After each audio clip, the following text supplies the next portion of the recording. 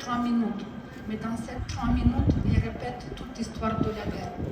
Il parle de Butcha, il parle de Kakhovka, de ville d'Izium, de bataille de Bakhmut, d'avion Mria qui était détruite. Il parle de la vie de tous les jours. Il raconte cette histoire que l'Ukraine, malgré la guerre, elle vit. Aujourd'hui, je suis venue pour témoigner, pour faire un petit bilan de cette guerre qui perdure plus que 12 ans, plus que centaines d'années. Il a envie de nous détruire. Et j'ai envie de témoigner par rapport au génocide d'une nation. 2022, avant l'invasion russe, on était à peu près 41 millions d'habitants en Ukraine. Aujourd'hui, à peu près 30. Aujourd'hui, 20% du territoire de l'Ukraine est prise par la guerre. 15% du territoire est occupé par les Russes, avec 3,5 millions d'habitants ukrainiens qui sont obligés de subir cette invasion. Aujourd'hui, plus que 100 000 soldats ukrainiens tués. On ne parle pas de soldats russes, mais c'est une grande tragédie. Aujourd'hui, à peu près 100 000 civils qui étaient tués. On ne pouvait pas même compter parce qu'ils dorment au-dessous des cailloux de maison, du bâtiment qui était détruit.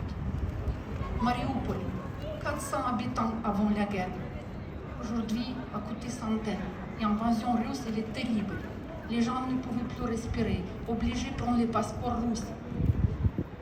C'est plus la vie comme avant.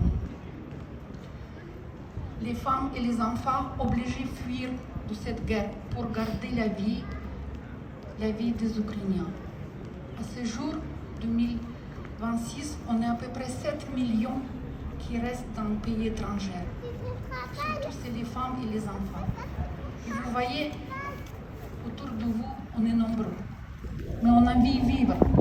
On fugue, n'est pas pour envahir les terres, qui n'est pas à nous. On fugue pour garder notre vie. Qu'est-ce qui se passe en Ukraine? Avec la guerre, on n'est plus l'eau potable. Accès à l'eau potable diminué. Les gens ne pouvaient pas boire l'eau. 4,5 millions qui est privé tous les jours de l'eau potable. 1 million qui n'est pas d'accès du tout. C'est surtout le territoire de Donetsk, du sud de Kherson. N'oublions pas la tragédie de Kakhovka. Cette inondation, elle a détruit beaucoup de terres. C'est l'écocide de l'Ukraine.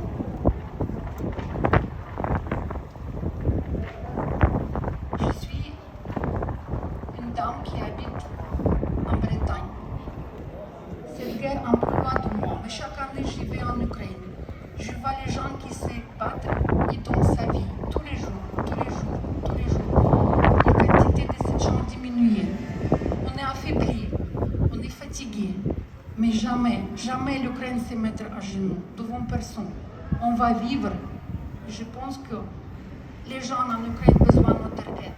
Petite pensée, petite aide financière ou humaine, petite chaleur de vous, de nous tous, ça va vaincre notre ennemi.